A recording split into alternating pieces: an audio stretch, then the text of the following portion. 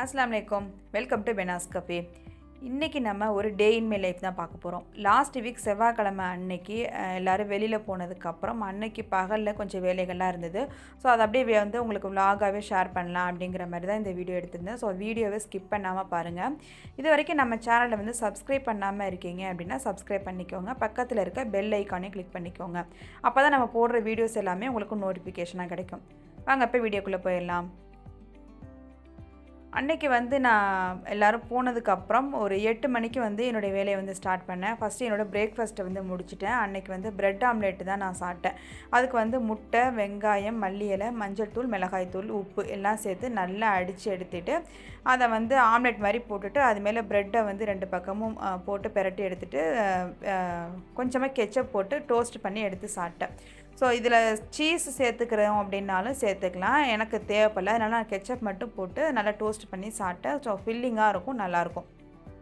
இது சாப்பிட்டு முடிச்சுட்டு அதுக்கப்புறம் வந்து நான் லஞ்சுக்கு மீன் தான் வாங்கியிருந்தோம். ஸோ மீன் வந்து சமைச்சிடலாம், க்ளீன் பண்ணணும். ஸோ க்ளீன் பண்ணுற வேலையெல்லாம் இருக்கிறதுனால காலை பிரேக்ஃபாஸ்ட்டை முடிச்சுட்டா நம்ம கொஞ்சம் அடுத்த வேலைகள்லாம் பார்க்க ஈஸியாக இருக்கும்னு சொல்லிவிட்டு அதை முடிச்சுட்டு அடுத்து மீன் கழுவுறதுக்கு முன்னாடி ஆணத்துக்கு தேவையான புளியும் ஊற வச்சுட்டேன். சின்ன வெங்காயம் ரொம்ப குட்டி குட்டியாக இருந்தது. ஸோ உரிக்கிறதுக்கு ஈஸியாக இருக்கும்னு சொல்லிட்டு அதையும் கொஞ்சம் தண்ணியில் ஊற வச்சுட்டேன். அதுக்கப்புறம் மீன் கழுவ ஸ்டார்ட் பண்ணியாச்சு. நார்மலாக வந்து நான் மீன் கழுவுறது அப்படின்னா ஊரில் வந்து கல்லுலலாம் உரசி கழுவியே பழகிடுச்சு. அதனால எனக்கு வந்து சும்மா கழுவவும் பிடிக்காது. அதுக்காக நான் என்னுடைய பழைய கட்டிங் போர்டு, பிளாஸ்டிக் போர்டு வந்து வேணாம் அப்படின்னு சொல்லிட்டு ஒதுக்கி வச்சுருந்தேன். ஸோ அது வந்து நம்ம கட் பண்ணதெல்லாம் நல்லா சொரசொரப்பாக இருக்கும் இல்லையா, அதில் வந்து மீன் உரசுறதுக்கு நல்லாயிருக்கும். அதனால கொஞ்சம் நல்லா அதில் உரசி எடுத்துகிட்டு அதுக்கப்புறம் நல்லா ப்ரெஷ்லாம் போட்டு உப்பு மஞ்சத்தூள்லாம் போட்டு க்ளீன் பண்ணி எடுத்துகிட்டு மறுபடியும் கொஞ்சம் உப்பு போட்டு பெரட்டி வச்சுருவேன். அப்போ வந்து மீன் வந்து சமையலுக்கு நல்லா உப்பு சார்ந்து நல்லாயிருக்கும். அதுக்கப்புறம் வந்து ஆணத்துக்கும் பொரியலுக்கும் தேவையான மாதிரி மண்டை, வால் எல்லாத்தையும் ஆணத்துக்கு ஒதுக்கி எடுத்துகிட்டு மிச்சம் நல்ல பீஸ்லாம் வந்து பொரிக்கிறதுக்கு எடுத்து வச்சு கொஞ்சம் பிரித்து வச்சுட்டு இருந்தேன். அதுக்கப்புறம் வந்து பொரிக்கிறதுக்கு தேவையான மசாலா ரெடி பண்ண போகிறேன். நார்மலாக வந்து நான் தேங்காய் மசாலா போட்டு மீன் பொரியல் பண்ணுவேன். அந்த வீடியோ வந்து உங்களுக்கு ஆல்ரெடி நான் ஷேர் பண்ணியிருக்கேன், வேணால் செக் பண்ணி பார்த்துக்கோங்க. இது வந்து ரெடி மசாலா. இதில் என்ன அப்படின்னா வந்து குழம்பு மிளகாய்த்தூள் 1 டேபிள் ஸ்பூன், அப்புறம் வந்து சோம்புத்தூள், மிளகு ஜீரகத்தூள் 1/2 டீஸ்பூன், காஷ்மீர் மிளகாய்த்தூள் வந்து ஒரு 1.5 டேபிள் ஸ்பூன் அளவுக்கு காரத்துக்கு தகுந்த மாதிரி சேர்த்துட்டு கொஞ்சமாக மஞ்சத்தூள், உப்பு சேர்த்துக்கிறேன். அது கூட கொஞ்சமாக தேங்காய் எண்ணெயும் சேர்த்துட்டு அது கூட ஒரு லெமன் சேர்த்து நல்லா வந்து பேஸ்ட் மாதிரி ரெடி பண்ணிக்கலாம். இது கூட வந்து நான் கார்ன்ஃப்ளவர் மாவு, அரிசி மாவு எதுவும் சேர்க்கலை. அது சேர்க்குறோம் அப்படின்னா நமக்கு மீனில் வந்து அந்த காரம் டேஸ்ட் ஏறாத மாதிரி தோணும். அதனால் நான் இது மட்டும்தான் சேர்த்துக்குவேன். இதெல்லாம் சேர்த்து நல்லா மீனை பெரட்டி எடுத்துக்கிறேன். இவ்வளோ மீனும் எனக்கு தேவைப்படாது. அதனால் எனக்கு தேவைப்படுற அளவு மட்டும் வச்சுட்டு மிச்சம் எல்லாத்தையும் எடுத்து நான் வந்து ஃப்ரிட்ஜில் எடுத்து வச்சுருவேன். நைட்டு எல்லோரும் இருக்கும்போது ஹஸ்பண்ட்லாம் வந்து நைட்டு தான் சாப்பிடுவாங்க. ஸோ அதனால அவங்க நைட்டு பொரிச்சு கொடுத்துக்கலான்னு சொல்லிட்டு எல்லாம் எடுத்து வச்சுட்டு புளியும் கரைச்சி எடுத்துக்கிட்டேன். ஸோ வந்து நம்ம மீன் பெரட்டின பிளேட்லேயே கொஞ்சம் மசாலாலாம் இருக்கிறதுனால அதையும் கொஞ்சம் தண்ணி விட்டு அதை வந்து புளி தண்ணியோடு சேர்த்துக்கிறேன்.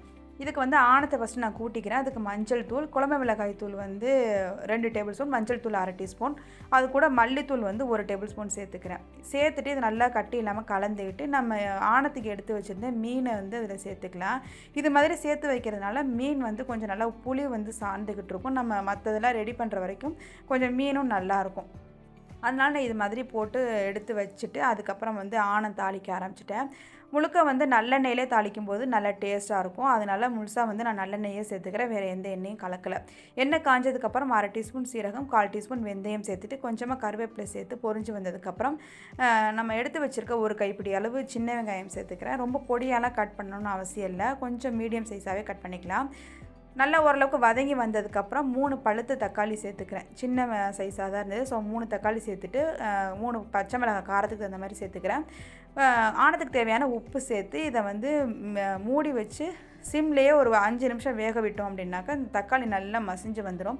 தக்காளி நல்லா மசிஞ்சதுக்கு அப்புறம் தான் நம்ம மற்றதெல்லாம் சேர்க்கணும். அப்போ தான் வந்து உங்களுக்கு நல்லா கொஞ்சம் திக்னஸ் கொடுக்கும். ஸோ நல்ல தக்காளி மசிஞ்சு வந்ததுக்கப்புறம் நான் கலருக்காக மட்டுமே ஒரு 1 டீஸ்பூன் அளவுக்கு காஷ்மீர் மிளகாய்த்தூள் சேர்த்துக்கிறேன். நம்மளுடைய குழம்பு மிளகாய்த்தூள் வந்து கொஞ்சம் நல்லா காரமாக இருக்கும். அதனால் வந்து காஷ்மீர் மிளகாய்த்தூள் கொஞ்சமாக சேர்த்துட்டு எண்ணெய் பிரிஞ்சு வர அளவுக்கு வதக்கிக்கிறேன்.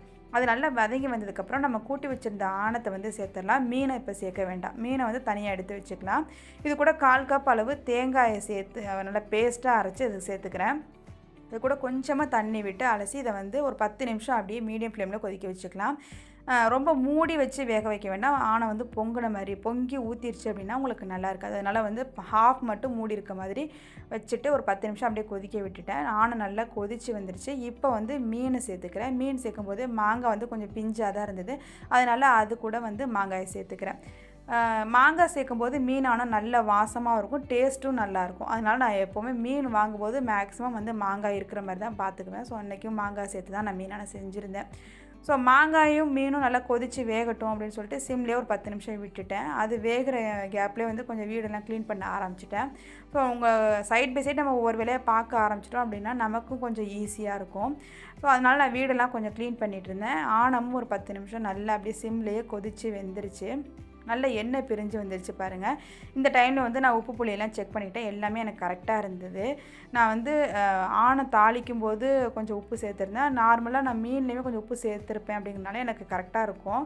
ஸோ எல்லாமே நான் செக் பண்ணிவிட்டு அப்படியே ஸ்டவ்வை ஆஃப் பண்ணிவிட்டேன். அப்புறம் கொஞ்சம் டைம் இருக்கிற மாதிரி இருந்தது. ஸோ துணியும் கொஞ்சம் இருந்தது. அதையுமே மடித்து வச்சிடலாம். கொஞ்சம் எல்லா வேலையும் முடிஞ்சிருச்சு. ஸோ அது மட்டும் இருந்தால் ஒரு மாதிரி மெஸ்ஸியாக தெரியுமே அப்படின்னு சொல்லிட்டு அதையுமே மடித்து வைக்க ஆரம்பிச்சிட்டேன். துணி எல்லாமே மடித்து அது பிளேஸில் எடுத்து வச்சாச்சு. மணியும் 12 மணி ஆகிடுச்சு. ஒரு 10 நிமிஷம் மட்டும் ரெஸ்ட் எடுத்தேன். அப்புறம் தம்பியும் வந்துட்டான். கீழே போயிட்டு தம்பியை போயிட்டு கூட்டிகிட்டு வந்தாச்சு. வந்த உடனே அவரோட ஷூவெல்லாம் எடுத்து ரேக்கில் வைக்கணும். அவருடைய வேலைகளை கொஞ்சம் அவரே பார்க்கணும் அப்படிங்கிற மாதிரி கொஞ்சம் ப்ராக்டிஸ் பண்ணிகிட்ருக்கேன். ஸோ அதே மாதிரி வந்ததுக்கப்புறம் அவனே கொஞ்சம் ரெஃப்ரெஷ் பண்ணி விட்டுட்டு கொஞ்சம் ஸ்நாக்ஸ் மாதிரி ஒரு வாழைப்பழம் மட்டும் இருந்தது, அதை கொடுத்துட்டு அவனை வந்து குரான் கிளாஸ் இருக்குது அதனால் உட்காந்து ஓத வச்சிட்ருந்தேன். அவனை சாப்பிட வச்சு நம்ம ஓத வைக்கிறோம் அப்படின்னாக்கா ரொம்ப டைம் ஆகிடும். சாப்பிட ரொம்ப டைம் எடுக்கும் அவருக்கு. அதனால் சரி கிளாஸை முடிச்சிடலான்னு சொல்லிட்டு ஃபஸ்ட்டு குரான் கிளாஸை உட்கார வச்சு அவனை ஓத வச்சாச்சு. அதுவும் அப்படியே கிளாஸ்லாம் முடிச்சுட்டு அதுக்கப்புறம் மீன் பொரிக்க ஆரம்பிச்சிட்டேன். மீன் பொரிக்கும் போது கொஞ்சமாக கருவேப்பிலை சேர்த்து பொரித்தோம் அப்படின்னா நல்லா வாசமாகவும் இருக்கும். அந்த மீனோட அந்த கருவேப்பிலை சேர்ந்து நல்லா டேஸ்ட்டாகவும் இருக்கும். ஸோ மீடியம் ஃப்ளேம்லேயே வச்சு நல்லா 2 பக்கமும் ஃப்ரை பண்ணி எடுத்துக்கிட்டேன். இதுக்கப்புறம் வந்து தம்பிக்கு சாப்பாடு கொடுத்துடலான்னு சொல்லிட்டு சாப்பாடு ரெடி பண்ண ஆரம்பிச்சிட்டேன். ஆனமும் நல்லா செட் ஆகி வந்துருச்சு. நல்லா எண்ணெய் மிதந்து சூப்பராக இருக்குது பாருங்கள். டேஸ்டியாக அவ்வளோ சூப்பராக இருக்கும்.